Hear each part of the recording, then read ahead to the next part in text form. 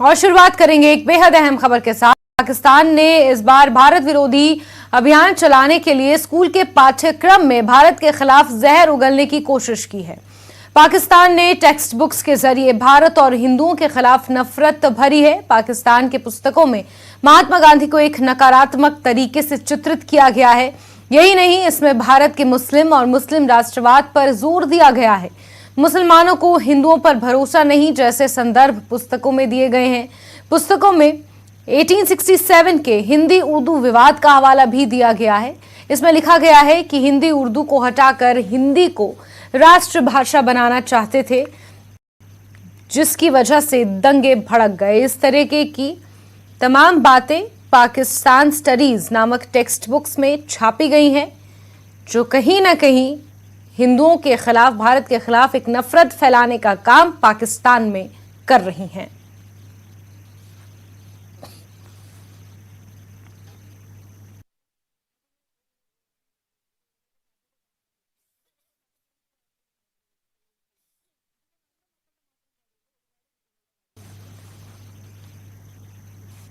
चलिए आगे बढ़ेंगे और कश्मीर में ईडी ने 9 जगहों पर एमबीबीएस सीट आवंटन रैकेट मामले में छापेमार कार्रवाई की है। पाकिस्तान के विभिन्न कॉलेजों में सीटों का आवंटन हुआ था।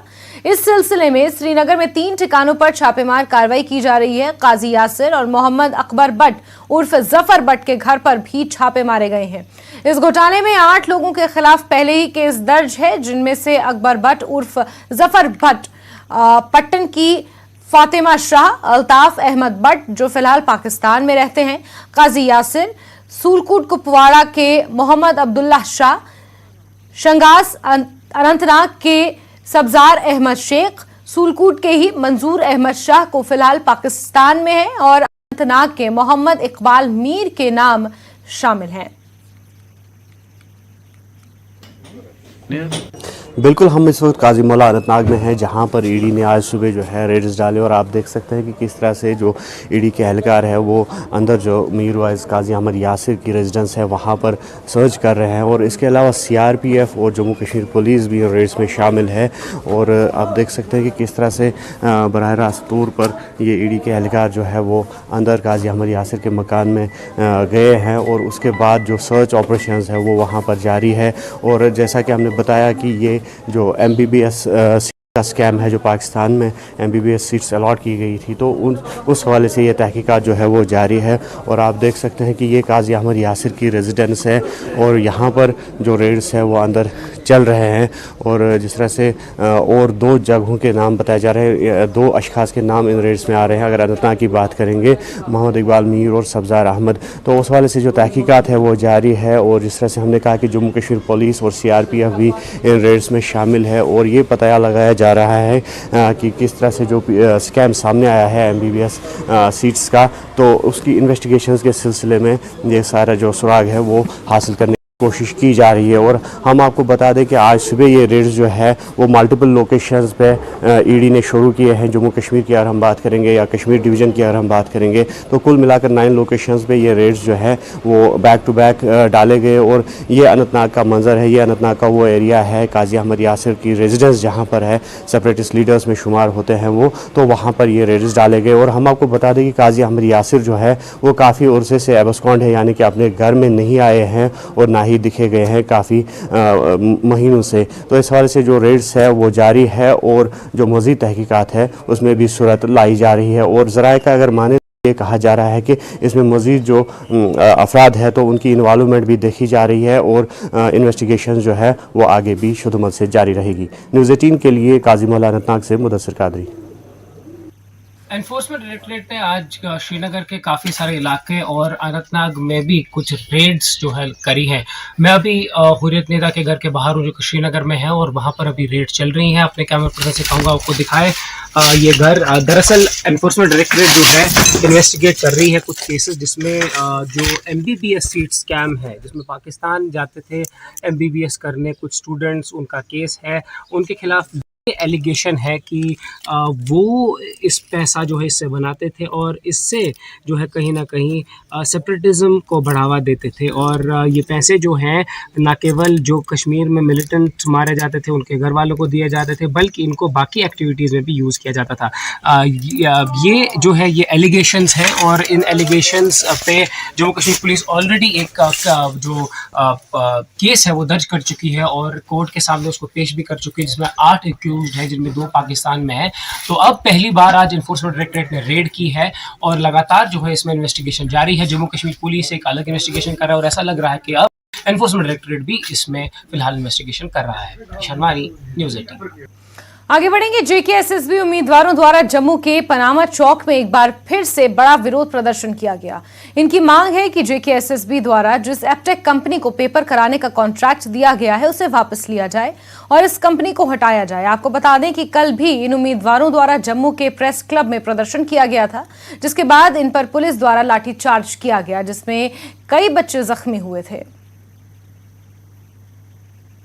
प्रदर्शन कर रहे हैं जेकेएसएसबी एस्पायरेंट्स एक बार फिर से बाहर निकल चुके हैं। पनामा चौक में यहाँ पर प्रदर्शन जो है वो यहाँ पर किया जा रहा है और पुलिस झड़प जो है वो यहाँ पर हो रही है। आप देख सकते हैं पुलिस जो है वो बल का प्रयोग करके रोकने की कोशिश कर रही है, पर तिरंगा झंडा लिए जेकेएसएसबी एस्पायरेंट्स को यहाँ पर जो है वो यहाँ पर पकड़ा जा रहा है और इन्हें रोड ब्लॉक करने से रोका जा रहा है। आप देख सकते हैं किस तरह से इन्हें हिरासत में लिया जा रहा है। आप तस्वीरें देख सकते हैं किस तरह से तिरंगा झंडा लिए जेकेएसएसबी एस्पायरेंट्स एपटेक कंपनी के खिलाफ प्रदर्शन तो कर रहे हैं, पर यहाँ पर आप देख सकते हैं किस तरह से महिला पुलिस भी यहाँ पर सभी एस्पायरेंट्स को यहाँ से उठाती है।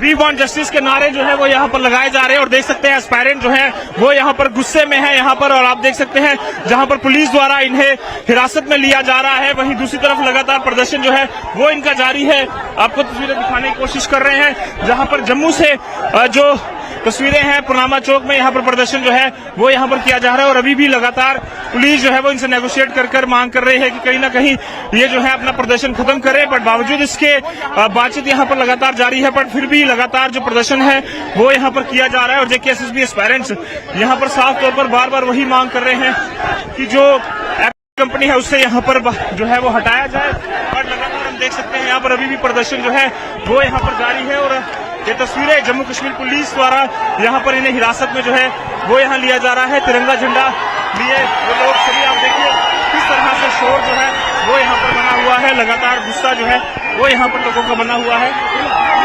क्या साफ तौर पर आप देख सकते हैं गुस्से में ये सभी उम्मीदवार, ये सभी एस्पायरेंट जो है वो गुस्से में यहाँ पर ये उम्मीद लगाकर बैठे थे कहीं नहीं इंसाफ मिलेगा, पर इन्हें मिल रहा है। यहाँ पर पुलिस बल का प्रयोग किया जा रहा है इनके लिए और यहाँ पर इनको जो है वो हिरासत में लिया जा रहा है।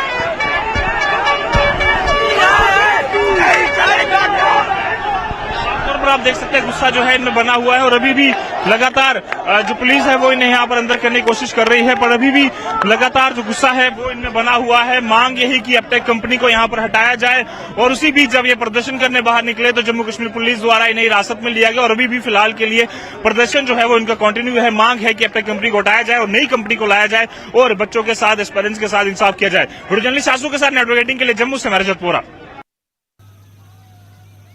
एसएसबी के आज प्रेस कॉलोनी श्रीनगर में जेकेएसएसबी के खिलाफ विरोध प्रदर्शन कर रहे हैं। प्रदर्शनकारियों का कहना है कि सेवा चयन बोर्ड को विभिन्न सरकारी नौकरियों के लिए कंप्यूटर आधारित परीक्षाओं के लिए ब्लैक लिस्टेड किसी कंपनी पर भरोसा नहीं करना चाहिए।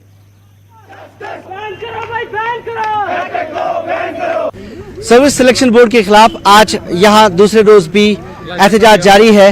यहां पे उम्मीदवार आए हैं, इनसे जानने की कोशिश करेंगे। आप मुझे नाम बताएं अपना। जी, मेरा नाम शाहिद फारूक है। शायद मुझे एक चीज बताएं, कल एक प्रेस रिलीज आ गया एसएसबी का, उन्होंने कहा कि एक चीज ऐड कर दी कि ये जो इम्तिहान होंगे आउट सर्विस हमने ताकि इनका ऑडिट सही से हो। आपको फिर भी एतराज क्यों? देखिए, मेरे ख्याल से आज ये दूसरा दिन है यहाँ पे हमारा प्रोटेस्ट जारी रखने का। यहाँ पे दिन दहाड़े डेमोक्रेटिक प्रिंसिपल्स का, कॉन्स्टिट्यूशन स्ट्रक्चर का इस्तेहसाल हो रहा है। अगर बच्चे चाह रहे हैं कि वो इस ब्लैक लिस्टेड कंपनी से एग्जाम ना दी, उस कंपनी पे हमें ट्रस्ट बिल्ड नहीं होता है।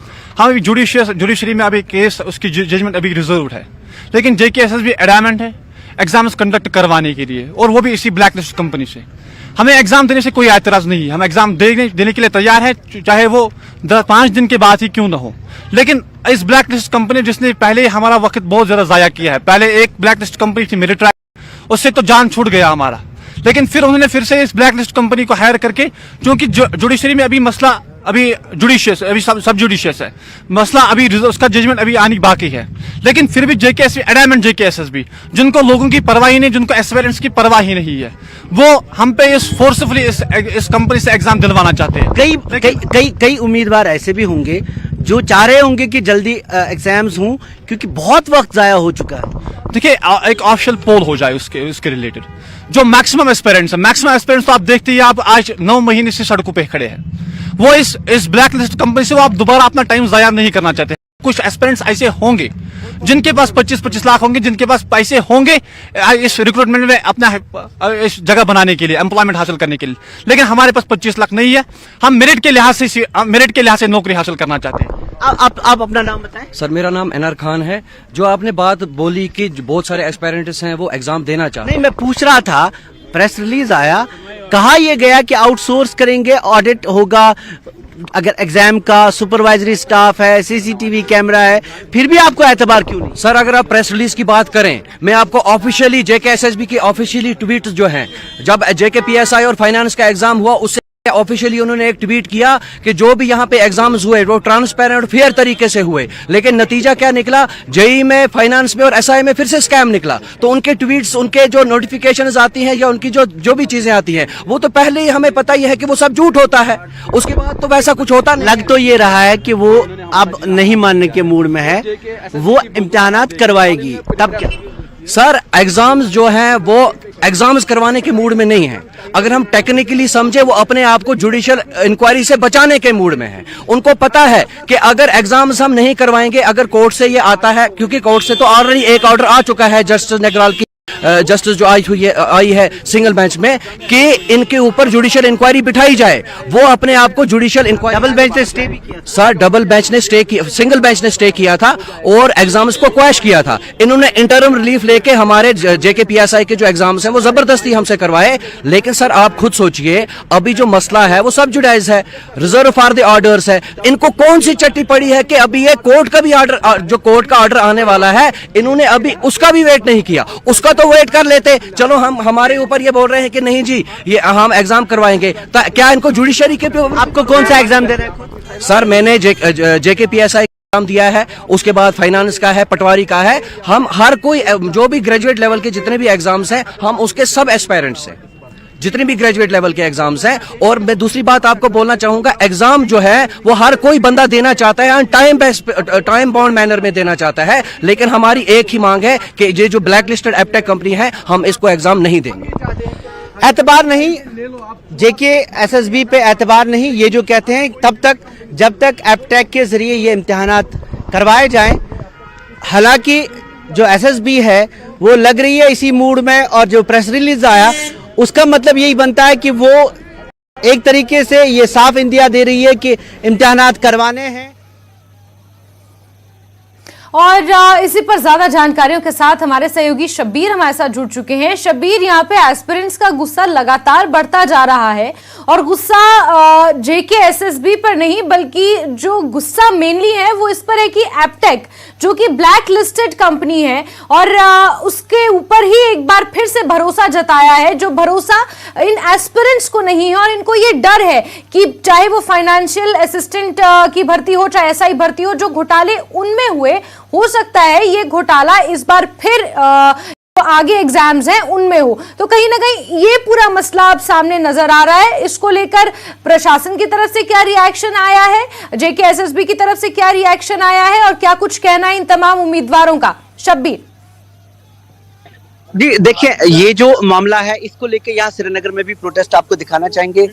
यहाँ पे कुछ नेशनल कॉन्फ्रेंस के लीडर हैं, वो यहाँ पे आए हैं, सलमान सागर हैं और एहसान परदेसी, 2 लीडर हैं जो यहाँ इनके साथ जुड़े हैं, और तकरीबन तमाम सियासी पार्टियां जो है वो इनके साथ जुड़ी है। और मामला वही है, ये कह रहे हैं कि हमें एप्टेक कोई भरोसा नहीं है, तो फिर एसएसबी क्यों जोर लगा रही है कि हमारा जो इम्तिहान होगा वो सिर्फ एसएसबी के जरिए होगा? ये इन तलबा का कहना है। प्रोटेस्ट यहाँ पे इस वक्त भी जारी है और कुछ सियासी पार्टियां भी हैं।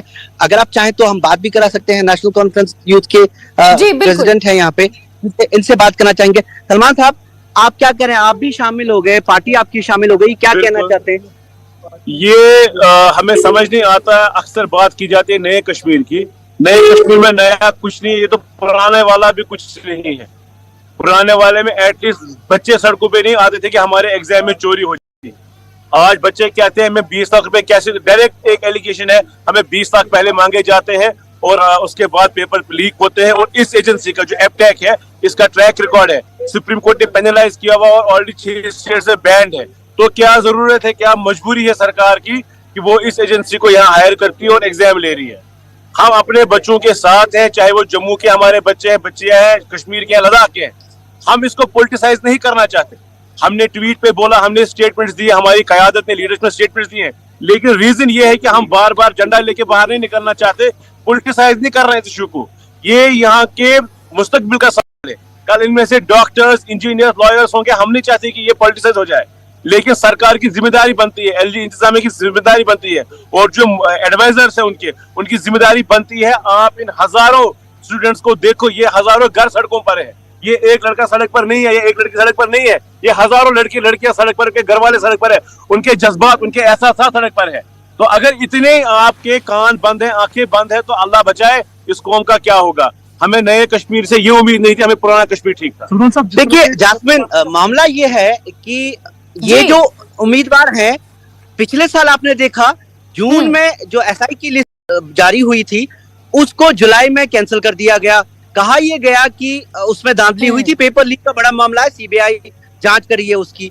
दूसरी बात ये कि इनमें से एक जमात असिस्टेंट्स की है, अकाउंट्स असिस्टेंट्स की, जो पिछली बार जिनका लिस्ट स्क्रैप हुआ है, उनका फिर से एग्जाम होना है एपटेक के थ्रू। एपटेक तब ये कहा गया कि जिस कंपनी ने, तब भी ब्लैक लिस्टेड कंपनी थी, कोर्ट ने बताया, हाई कोर्ट की सिंगल बेंच में कहा यह गया कि वो जो कंपनी थी मैरिटेक, वो भी ब्लैक लिस्टेड थी।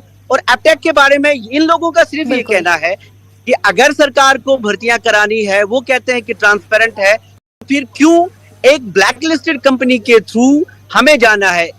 इन बच्चों से हमारी बात हुई, पिछले कई दिनों से इनसे राब्ते में है। ये प्रोटेस्ट 2 दिन से यहाँ कर रहे हैं, जम्मू में प्रोटेस्ट जारी है।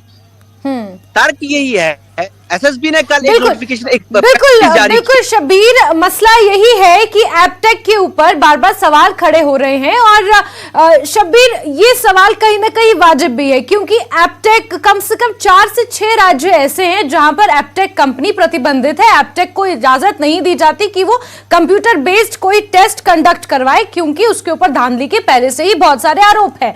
जाहिर सी बात है कि एक ब्लैक लिस्टेड कंपनी, जिसको लेकर ये तमाम युवा, ये तमाम एस्पिरेंट्स जो पूरी साल मेहनत करते हैं, इंतजार करते हैं कि फेयर तरीके से इनका एग्जाम हो, फिर आगे अपना भविष्य बनाए, तो ये जो प्रोटेस्ट कर रहे हैं, जाहिर सी बात है ये सवाल कर रहे हैं और इन्हें जवाब मिलना चाहिए।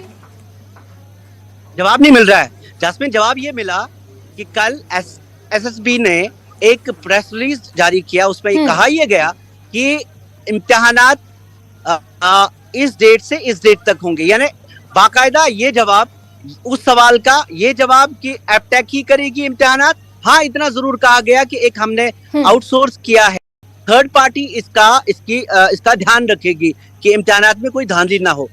इन तलबा से मैंने, इन उम्मीदवारों से मैंने पूछा एक बार कि आखिर आपको उस पर भरोसा क्यों नहीं है? एक तो कदम उठाया है, लेकिन ये कहते हैं कि जब एक एजेंसी ही ब्लैक लिस्टेड है, जिसको कंप्यूटर बेस्ड टेस्ट लेना है, तो फिर हम उम्मीद कैसे करें? हम इन्होंने ये एक तरह से इन्होंने भुगता है।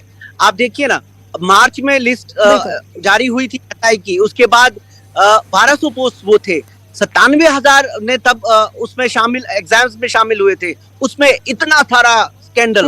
उसके बाद 900 पोस्ट और उसके 2365 पोस्ट जो बिल्कुल स्क्रैप हुई। ये ऐसे बच्चे हैं जिन्होंने 3-3 साल मेहनत की और उसके बाद सिलेक्शन अगर हुई तो फिर इनकी सिलेक्शन गलत हुई।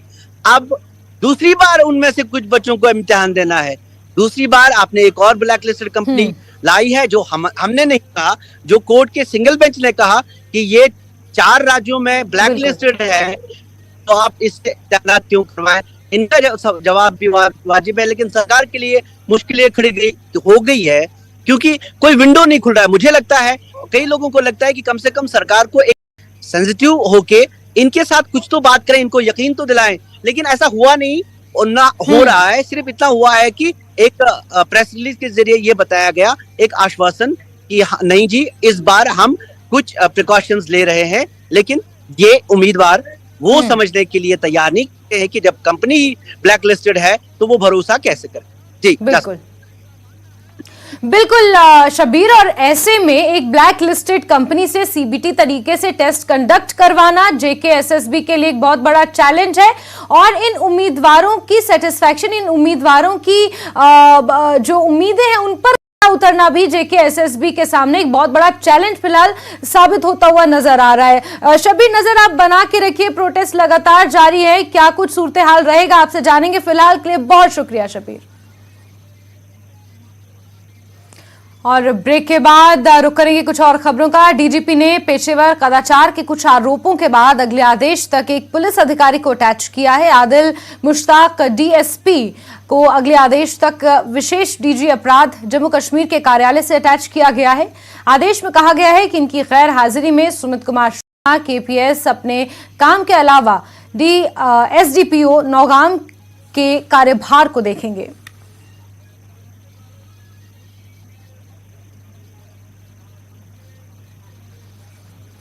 आगे बढ़ेंगे, रुक करेंगे हिमाचल प्रदेश की खबरों का, जहां शिमला में सीएम सुक्खू ने आईजीएमसी के नए ओपीडी ब्लॉक के ट्रॉमा सेंटर का उद्घाटन किया। इस मौके पर सीएम सुक्खू ने कहा कि जियो के सहयोग से हिमाचल की अर्थव्यवस्था सुधरेगी। अस्पतालों में जियो 5G के सहयोग से अत्याधुनिक उपकरण चलाए जाएंगे। 3 महीने पहले जब सरकार में आए उस वक्त राज्य की आर्थिक हालत ठीक नहीं थी। स्वास्थ्य के क्षेत्र में चुनौतियां काफी गंभीर हैं। डिपार्टमेंट ऑफ इमरजेंसी मेडिसिन में स्टाफ स्ट्रेंथ को बढ़ाया जाएगा। 6 बेड पर एक नर्स और 10 बेड पर एक डॉक्टर की तैनाती होगी। आईसीयू में प्रत्येक बेड के लिए एक डॉक्टर की जिम्मेदारी होगी और हर मेडिकल कॉलेज में रोबोटिक सर्जरी व्यवस्था लागू होगी। बजट के बाद ये व्यवस्था लागू की जाएगी। इस मौके पर स्वास्थ्य मंत्री धनीराम शांडिल और स्वास्थ्य सचिव एम सुधा देवी मौजूद रहीं। बता दें कि 11 मंजिला नए ओपीडी भवन में मरीजों को बेहतर सुविधाएं मुहैया कराई जाएंगी।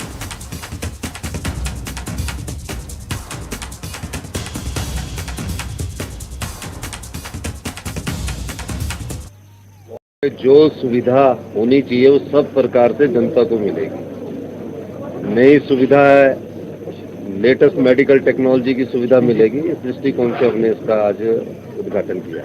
सर, मेडिकल रिफॉर्म्स की आपने बात की है, कितना इम्पोर्टेंट है? जैसा आपने प्रेशर्स की बात की है, जो मेडिकल स्टाफ है चाहे डॉक्टर्स है, उनके वर्किंग आवर्स प्रॉपर हैं, किस तरह के रिफॉर्म्स लाए जाएंगे? देखिए, कुछ चीजें मैं अभी आपको बता नहीं सकता, वो हमारा जब बजट आएगा उसमें आएगी, लेकिन मेडिकल रिफॉर्म्स की बहुत अधिक जरूरत है। हम उस व्यवस्था में नहीं चल सकते जो 40 साल से व्यवस्था चल रही है। इस व्यवस्था में हमने परिवर्तन के लिए, जैसे डिपार्टमेंट ऑफ इमरजेंसी मेडिसिन का आपको बताया है, इसी प्रकार और विभागों में भी हम परिवर्तन करने की कोशिश कर रहे हैं। बजट कहाँ से लाना उस दृष्टिकोण से भी कर रहे हैं। पहले हम बजट का प्रावधान करेंगे, उसके बाद लगाएंगे। पर कैजुअलिटी में तो हमने ये मन बनाया है कि अब पूरी तरह से इसमें जितना ज़्यादा स्टाफ हम देंगे उसको रखने के लिए अभी हमने स्टाफ स्ट्रेंथ आपको बता दिया, उसके लिए बजट का प्रावधान भी कर दिया गया। और कैसे डिपार्टमेंट मजबूत हो उस दृष्टिकोण से भी हम आगे कार्य कर रहे हैं। जो वैकेंट पोस्ट है उनको जल्द भरा जाएगा। कितनी लागत होगी? ट्रॉमा सेंटर पर 104 करोड़ रुपया, टोटल बिल्डिंग पर 104 करोड़, ओपीडी में 104 है और ट्रॉमा में 32 करोड़ फीस है। आगे बढ़ेंगे और शिमला से ही बड़ी खबर, जहां विजिलेंस मुख्यालय में कार्यक्रम आयोजित किया जा रहा है। कार्यक्रम में सीएम सुक्खू बतौर मुख्य अतिथि शिरकत कर रहे हैं। सीएम को गार्ड ऑफ ऑनर यहां पर दिया गया। अंतर्राष्ट्रीय महिला दिवस पर खासतौर पर इस कार्यक्रम का आयोजन किया गया और महिला दिवस पर पौधारोपण भी किया गया। मंत्री अनिरुद्ध सिंह, सीपीएस संजय अवस्थी, विधायक हरीश जनार था और डीजीपी डॉक्टर संजय कुंडू यहां पर मौजूद रहे।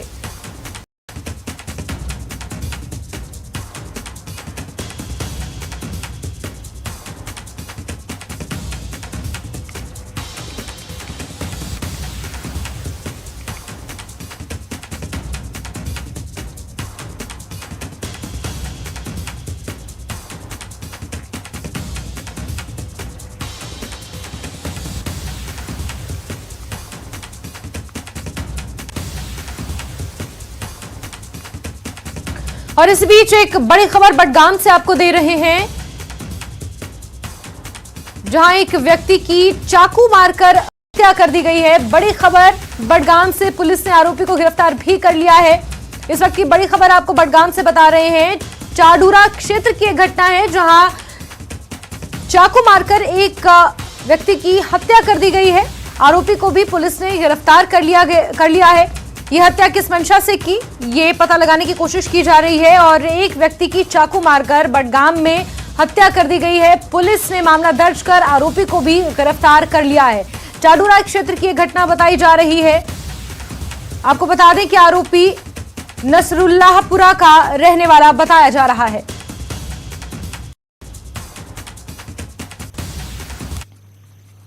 और इसी के साथ बुलेटिन में फिलहाल के लिए बस इतना ही, लेकिन जम्मू कश्मीर और लद्दाख की तमाम खबरों को जानने के लिए आप जुड़े रहिए न्यूज़ 18 के साथ। नमस्कार।